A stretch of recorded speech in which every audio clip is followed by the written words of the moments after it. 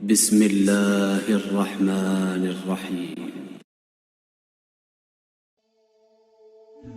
امام علیہ السلام سے ایک شخص نے پوچھا، یا علی، ہمیں کس کروٹ پر سونا چاہیے تاکہ ہمیں کچھ علم ہو جائے؟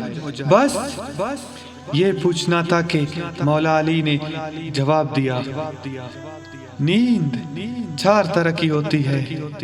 نمبر 1 انبیاء کی نیند، نمبر 2 مومن کی نیند، نمبر 3 منافق کی نیند، نمبر 4 شیطان کی نیند۔